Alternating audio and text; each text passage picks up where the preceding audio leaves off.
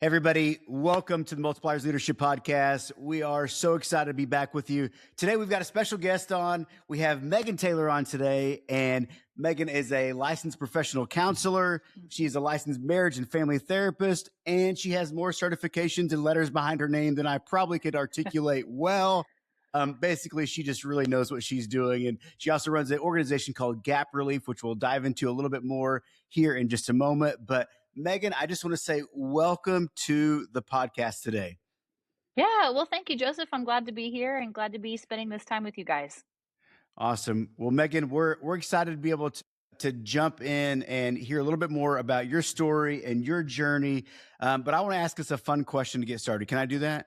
Absolutely. Bring it. Okay, this is a tough one. I didn't preload you with this one, so we'll see what happens. So I want to know, in your opinion, what is, for Megan Taylor, what is a hot take that you have? It could be like Chick-fil-A is overrated. It could be pineapple doesn't go on pizza. Like, what is a hot take you're like, man, this is my personal opinion that I may need to die on a hill for, but maybe not everybody agrees with me. Do you have one of those?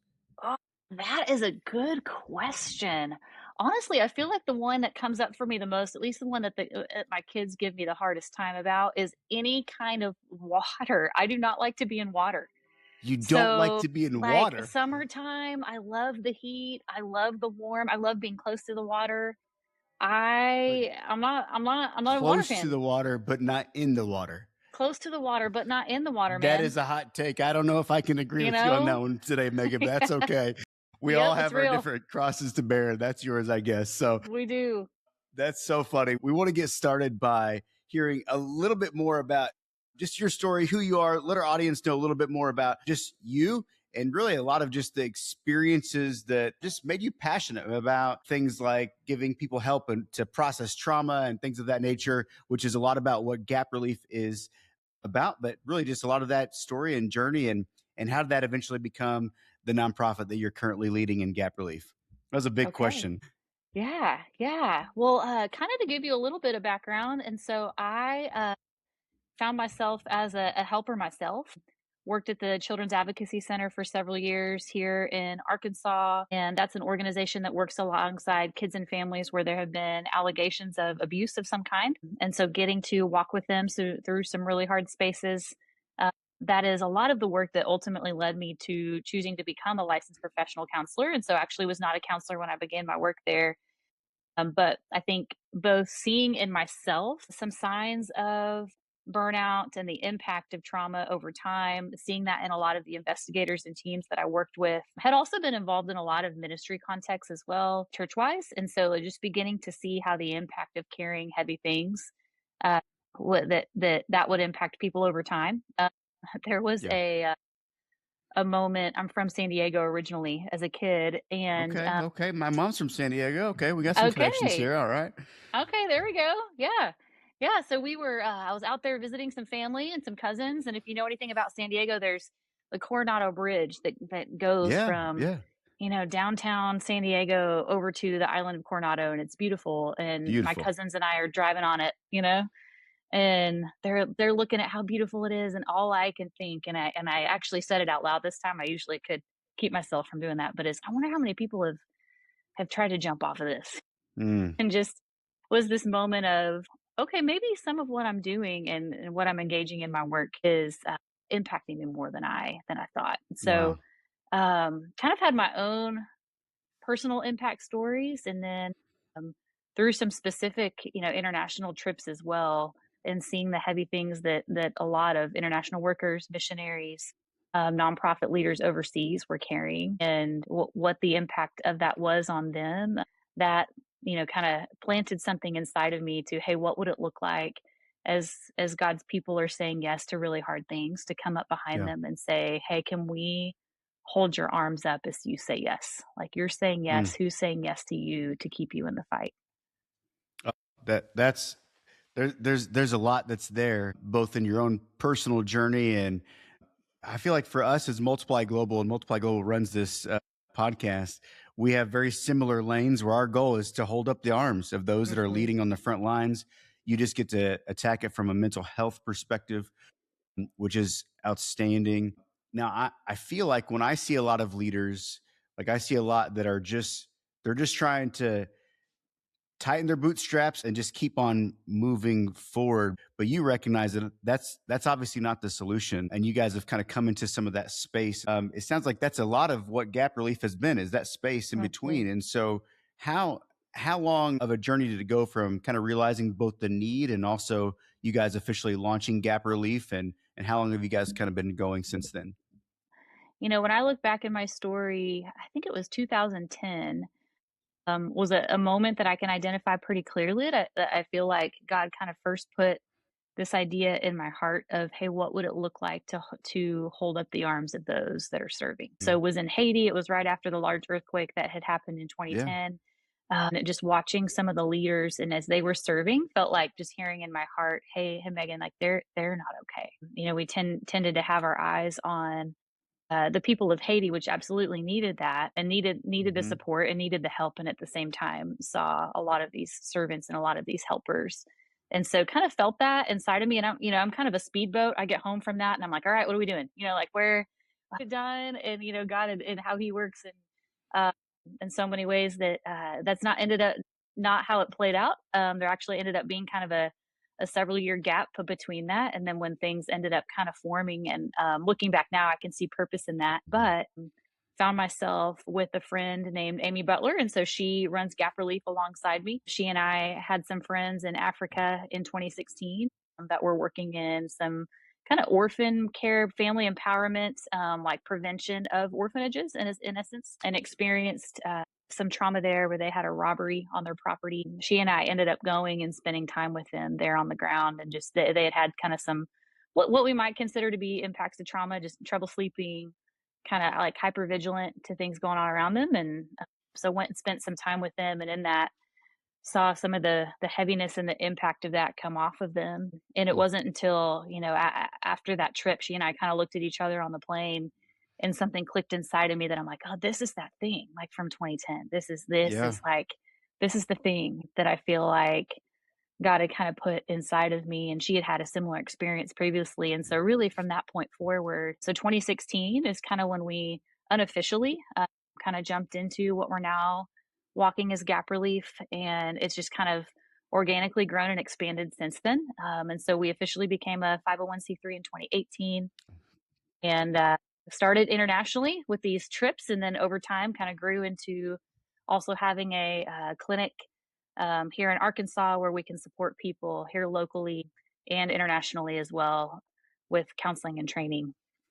I love that. I love the journey that in it, as you heard her talk about between the idea in 2010, even just the leaning toward that to that doesn't take place until 2018. And sometimes God moves a little slower than we would want or Hmm. prefer, but it was the journey and the process that began to prepare you to be able to step into that space, which is outstanding. And when I hear the word, and I think for many of us, we hear the word trauma, and we can think of big catastrophic events or things that take place in our lives, and those are real. But you work with people from all different backgrounds, and Hmm. sometimes trauma is actually a little less obvious and is maybe impacting us maybe a little bit more than we realize. I think I have my own versions of trauma in my own life. And Hmm. so can you help me or help us to understand what are some maybe less obvious things that are trauma related? And then how do I recognize that maybe this is, you just mentioned somebody not sleeping as well. Hmm. And I think that probably catches a lot of us. Can you help us to understand what are some things that maybe are identifying that there's maybe some trauma or some work or some healing that needs to take place? I mean, that's part of gap relief, is to help people and systems heal. And so, like, can you help us identify that or reconcile that in our minds of both the simple trauma but also how it's actually impacting us? Yeah, absolutely, absolutely. And I think, to be honest, that was something even for me, even as a professional, that I think my what I call the bubble above my head, kind of what you picture Yeah. of what is trauma has really expanded over time to include it. I really kind of look at pain, stress, and trauma, but not even so much at the event and what it is, although certain events might be more likely to kind of cause a lasting impact. But not even so much the event, but what's the impact? And so looking at trauma through an impact lens, and Mm. oftentimes, especially when you're looking at people who are in leadership or who are in helping positions or in ministry positions, sometimes it can be those big events like you mentioned, but sometimes it's almost like an accumulation impact of things over time, and where we tend to see the most what we would call, long-term impact from those things are actually those Mm. repeated experiences that we have. So there's a game that I played, 80s or 90s. I think it was called Thin Ice. A Yes, little I played Thin can Ice. okay. I mean, but, in this game, it's like you kinda have a cylinder and you've got a tissue laid over the top and you're drop yeah, okay, so I mean, you were probably the one that dropped a few at a time, I'm guessing. I'm I just gonna go with it.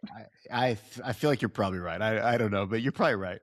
And sometimes that's life, right? Sometimes I think it's such a picture of what can happen to our nervous systems that, man, if we got that tissue and say that tissue is our heart, soul, mind, body, or our nervous system, like kind of how who we are as a human, and then you have these experiences that we might consider trauma that are the marbles, right? And Yeah. they're kind of landing one at a time, and my system doesn't care if I go outside and I get one giant rock and I come and dump that big rock on the tissue, it's gonna Mhm. bust. Or if I have 50 marbles on the tissue, it's gonna Ooh. bust. It's gonna bust either way. And so we might see some of those big events like, natural disaster or abuse or a significant loss is those big rocks that can come in and impact. But then oftentimes in spaces of leadership, I think it's those marbles. And it's the things that we might engage day in and day out. And it's man, here is another case of somebody who's hurting. Or for some of our international workers, it's like here's more poverty. Like I'm faced with that again. Mhm. Or for Yeah. me at the advocacy center, we heard a lot of big cases, but oftentimes it was over and over again of, hey, we know something's wrong, and yet like we don't have enough evidence to do Mm. anything to change it. And so that's another Mm. marble that kind of hits your system. So those are some of the things, when I think about the smaller trauma or the spaces that might be harder to see is sometimes it's those repeated Yeah. experiences. When we work with law enforcement, something that comes up is homelessness, and it may not be, Mm. one significant it could be one significant experience, but often it's the chronic, hey, it feels like this isn't moving. Like I'm doing my Mhm. best and we're still here. The pain is still here. Um, Mm. I think another one that shows up is relational. That's something we can't often see with our eyeballs, and yet I think in how we're designed. A story I go back to often. Read some research years back where there were two orphanages in the same city in Rome. I think it was Romania. One was a lot nicer if you looked with your eyeballs, and yet what started to happen was children were dying in the nicer one, which of Mm. course prompts this team of researchers to go, what's happening here? And what they ended up learning was that while the sketchy one, the children were malnourished and didn't have the food and water they needed, they had a person. And Mm. so they had a person that was showing up and that was holding them consistently, where in the other, they may have had more food and water, but they didn't have a person. And so we think about the impact of relational ruptures, whether that is Mm. friendship, divorce, loss, just thinking oftentimes in leadership it can be lonely, Mhm. like we're holding things on our own, or we have to make decisions that may cause loss of relationship. And so those are other kind of what I would call more invisible, or things that are Yeah. harder to see with our eyes when we think about pain, stress, and trauma, but they can absolutely impact in the same way. I think that's a really clear way to give us a good picture of some of what may be perceived as more simple or smaller, but are significant, and Hmm. they especially significant over time. And you talked about relationally, and this is more. I'm just curious. Do you see that relational trauma also? Is that connected at all when it comes to just social spaces, like or social media type of spaces? And like how that affects people too? Like, does that play a role in conversation when it comes to trauma? Yeah, I think that's a great question, and one that has more relevance now than it probably ever has, and Of may course. continue to. I definitely think that that can play an impact. And so I think some of what we're starting to see is relationships that maybe have always felt safe or that people have perceived to be safe. When people are posting or sharing differing opinions or kind of from a polarized position on social media, that can make those relationships feel less safe. Also, I think the opposite can be true, is that like it can feel Mhm. almost hard to engage a relationship from the beginning. Mm, because we're seeing things on social media. I think, in short, I think the more dissension or things like that we're now seeing across social media spaces, I think it can heighten our system and kind of make it a little hyper vigilant. mm, Like kind of where actually is the safety, or if I say the wrong yeah. thing, am I going to be chastised here? If I don't say something, am I going to be Yep. chastised here? What is the right opinion? I think also with young people specifically, but we see this some with older as well. But people will say things online that they may not say in real life, Of course. Yeah. Yeah. and feel more safety there, and yet the impact is the same. And so if I'm seeing Mm, something, in written words, and that connects to the core of who I am, whether that person is saying it to my face or yeah. not, I'm feeling and experiencing that. And so I absolutely think that that's a part in today's world where those relational ruptures are more common, Hmm. and maybe harder as a whole to kind of find stability outside of that social media space if that's a primary way that somebody's interacting. I think that's a good lens for us to be aware of because many that are listening to this podcast, they follow Jesus, not all, but, and so we have this idea of all this internal work that we need to do or need the Lord to do in us, which is true. But there are a lot of inputs or a lot of outside factors in our life that sometimes we underplay how much it actually affects us. For me, like I'm personally one of those that I can I can feel like I can just take a lot and keep on moving and then not resolve it. And but eventually that stuff, as you said earlier, it begins to add up over time. And so I think that's a really, really good recognition on how those things play together. Mhm.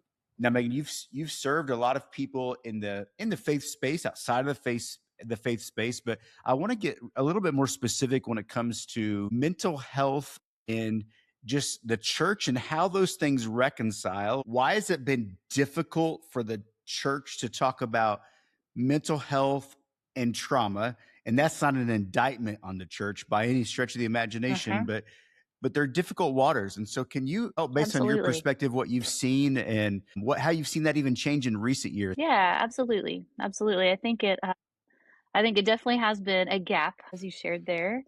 And one of the biggest things that I see as I've experienced it is I think it brings forward a tension that is hard to resolve. Mm, That it at times even maybe goes beyond trauma and mental health, where there's this sense of, if God is good and if God is powerful, like, how are these things true and real? How do these mm, things exist? And so I almost think in some ways the tension shows up because of God's goodness, and like not knowing kind mm, of how to reconcile these things or how to hold them. I also think for in many church spaces, we can hold to the truth and reality that faith is powerful, and that yeah. God is powerful, and that He does have the ability, maybe to remove symptoms of depression or remove symptoms of anxiety, or that His goodness is not shattered by the trauma we experience. And Hmm. so we can experience trauma, and I think at times within faith spaces, our focus can so be on eternity and looking at what is true, right? It's like that Yeah. is true, like there is good to come, like all things will be made new. And so maybe the goodness, almost, and holding to the goodness so tightly, I think sometimes is what has the church avoid, or it makes it more difficult to hold the spaces of trauma and mental health in the here and now, because we know that ultimately that's not the end of the story, which is true. But so in that tension, I think it becomes hard to hold space for, hey, how can it be true when uh, that I'm experiencing depression, or that I'm experiencing anxiety, if God is good? And maybe that means that I'm not fully holding to His goodness if I'm experiencing depression or I'm experiencing anxiety. And so I think some of that, I think, honestly comes from good intention, or it can come from good intention of like, let's not Hmm. let go of the goodness and who God is and how strong and how powerful He is. And so that the very real human experiences that we have in the here and now can be hard to make sense of. Next to that Hmm. picture, I think that I think there are also spaces where when we look at stories in scripture, or how scripture just describes emotion, right? It can be Hmm. hard to interpret or understand when we hear things like, the heart is deceitful, right? Well, what does that mean? Hmm. And of course, there's a lot of different interpretations and different ways that we can lean into to look at that. But oftentimes, I think our assumption there is, okay, maybe that means we turn away from it. I think a thought that I've had in times is, hey, what if we go towards it and are curious about it? Like if that's there and it can Hmm. be, like what if we lean in and we're curious about it and we care for it instead? It's really good. And so it's also it's something we so just cannot see with our eyeballs. And when I think about kind of to the second part of your question, it's like how have things maybe shifted more Yeah, recently, and then how would I make sense of that? I think that, and I think we've seen leaders. Unfortunately, we've seen some leaders in the church struggle, and we've seen some of them fall in various ways. And I think that is, earlier mentioning social media, it's like one impact that we're more aware of that now than maybe of we would course. have been in Yeah. generations before. That it's Probably was the same before. We just have a lot more awareness exactly. now, good or bad. Exactly. So previously it might have been, hey, all of us maybe knew of one person in our city or metro area where we lived that was their story, and it's like, oh, that's the outlier. Now we know and see this is happening everywhere. Like there's people are hurting, people are falling in various ways. And so I've wondered what impact has that had on the church as a whole, and kind of leaning in and going, wait a second, there must be something happening here. I think also we simply have more pictures and knowledge now, I think, around trauma and mental health and the impact. Whereas Mm, I think in previous generations, we didn't have just truly the research or the pictures that we now can show. Hey, there's actually a real physical impact to experiencing pain, stress, and trauma, where your brain looks different, your nervous system looks mhm, different. Much like we can show if someone has diabetes, if someone has cancer, like there is a physiological impact. And of course, there might be some more nuances with mental health, but I think now that we can see that uh, that hey, someone's brain structure looks different, mhm, and so I think that has given some different lenses to some to go, okay, uh, like this is not just something that exists invisibly. This is something that impacts all the parts of us, heart, soul, mind, body. mhm, I often will give an example of it's like if I get stung on my hand by a wasp, like my hand mhm. is going to swell up, right? It's just going to, Of course. and Yeah. it does not matter if I don't want it to. And I'm like, hand, do not swell. Don't do Yeah. it. I see it. You're Yeah. swelling. And yet I think that is how oftentimes we've lived in mental health spaces, not just within the church, but in society as a whole for years, where Of it's course. like this hard thing happened, but like, nope, like don't swell, don't do it. It hurt, And but I'm gonna pretend it didn't hurt. yes, like we can talk ourselves out of it, right? And yet Yep. we're Yep. learning more and more how there's truth to, like, our system starts to respond when we have these experiences. So those are some of the shifts I think I've seen. I think I've also, and I've loved this, and I don't know if this is just some of the circles I'm connected to or across the board, but really like being more curious with some of the stories in scripture, like Elijah under the broom bush, right? Mm. And just how you see so many of the prophets get to a space where he's confessing literally to God, like, I'm done. Like, Yeah. like, take my life, man. Like, It's I am right after done. he had a huge victory too. He has a Exactly. huge victory, and Uh he's huh. like, "Everything's terrible. Life's meaningless. Take me, Lord. Like, this is enough." Uh huh. The question I would have is if there's a leader that's listening, a pastor that's listening, uh, or just anybody that has any influence at all, and they're like, "I wanna make a space where we can actually, as you said earlier, go towards some of those problems and not necessarily Mhm. shy away. Like, what are some maybe first steps to take? And like, hey, you know what? In my Mhm. church, in my small group, I want to make this where we don't just kind of brush by. Yeah, I've been really depressed recently, or I've had this hurt or trauma. Like, how do we actually create the spaces and take some good first steps on that side? Yeah, that's a good question.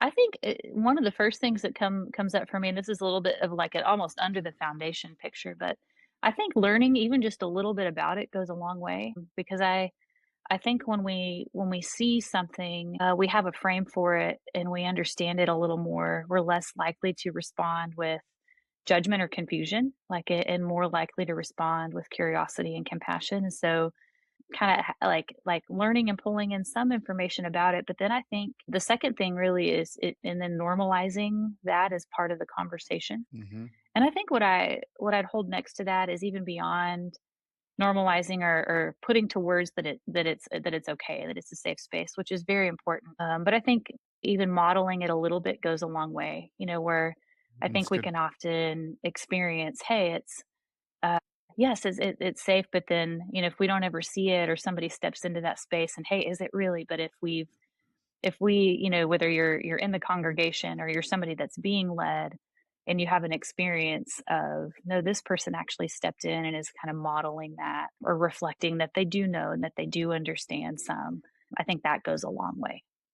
I think that's really good. That's good clarity on how to leaders continue to go first and to model and to go right at it. Now, for the person that's experienced trauma that's having some type of effect on their life, what are maybe a couple practical questions they can begin to ask just to assess? Like I found in Mhm. my life that I have to consistently just reevaluate how I'm doing mentally, spiritually, Mhm. physically, reevaluate with the Lord and say, how am I doing today? Like at this point in time, literally at 10:10 in the morning, Yeah. like, how am I? And it may be different now than it is in 3 hours, but what would you say are maybe just some good ways to just do some self check-ins, some questions to make sure that we're in a good space. And if we have things to be able to dig into and be curious about that we're doing so, what's a good place to start? Yeah, yeah, absolutely. That's a great question. I think even some of what you just shared, it's like continually kind of having to be aware and evaluate where am I at, and I think a frame that I give people at times just kind of as a launching point is thinking through like mind, heart, body, soul. And so knowing those are the parts of us I Hmm. think we're created with. And so, hey, what am I finding myself thinking right now? What's going through my mind? uh, what emotions are coming up for me? What do I notice in my body? And I think that's an area when we think about pain, stress, trauma, impact, we're just learning more about as a whole on the research side of things, but our physical body and the symptoms that show up there, whether that's, man, I think about this certain thing and there's a tightness in my chest, or, Mm, my stomach kind of starts to swirl. And so noticing what happens in my body, and then that soul piece identity. It's like if I were to fill in the blank, I am what? Like, what shows up mm, there? Does that feel like, I can that what shows up there for me is my true identity and where I am connected to Christ, I am loved, I am seen, or can things show up there? I know they can for me in times of, man, I am not enough, like, or I am a failure. And so that I think can be a good starting point. But then, also, if we're thinking about, hey, are there things that in my story, pain, stress, trauma that are impacting me, is looking at asking how is my past showing up in my present? mm. Because That's really good. oftentimes, yeah, that we look at trauma, it's not always the event, but it's the impact. Yeah. And so are these things that are there things I keep replaying, or that, like, I often will say if, I have a stressful experience, say I'm sitting in traffic and somebody cuts me off, right? Nobody loves that. Yeah, it's my favorite. My It's your patience is favorite. my patience is perfect in traffic. Yeah, My I can wife's not tell. here, I so can I can tell. say that. Yeah, yeah, It's everybody's favorite, especially when it's a, yeah, sweet little old lady, and, yeah. but, that on a scale of things, say if I give it a 1 to 10 stress scale, maybe that should land at about a 3 for me. But if I, like, all of a sudden have a response come out of me that's a 7, it's like, Totally. What okay, was that? like, Yeah, yeah. what's That's that? It's like something's yeah, turning the volume up, and often in those spaces we find there's a reaction that doesn't match. It's like something is totally. It happens turning with the volume kids. up. Kids, right? Absolutely. It can happen. Yep. It has and continues to happen to me where I'm like, hold on, wait a second. Why did that bother me so much? Mhm. And it's almost not almost. It's never actually what happened with the kids, right? Yep. There's Yep. there's layers that are underneath there, and you just gave so many gold nuggets all throughout every answer that you gave right there. I wish we had more time to dive into each one of those. I encourage even the listener to go back and rewind, even listen to a few of those questions again. Of when I think about my soul, like when I say I am blank, like what is that identity? Who are you? Or where do I find my past showing up in my present? That's a brilliant Mhm. question to be able to ask yourself. There are several pieces within there that just help you stop and assess, or even just a level at which you're coming in based on your response. Megan, I'm going to share with you a not as professional litmus test that I gave. It was when somebody walks in the room that's offended or hurt me, what's my response? And what's my mindset? What's my heart posture? At the same time, being able to know, like, okay, when this happens to me, what emotion you mentioned, body, soul, spirit, like how does that actually react and Mhm. respond? I think those are really, really good litmuses for us to look at things through. I'll ask our last question is if we're listening, we're like, okay, Megan, I get it. Like mental health is important. I think I've got some things happening in my heart, in my mind that could they be trauma? Maybe, maybe not. I'm not really sure, but like Mhm. are maybe some first steps? You're like, I want to be mentally healthy. What do I actually need to do? Where should I start? Yeah. Yeah, I think first thing is, if you find yourself noticing that, I think one, just know that you are not alone there. And so Yeah. even just like compassion, it's like almost you seeing you. Like we know being seen in places of pain, stress, and trauma are a huge part of what walks us towards healing.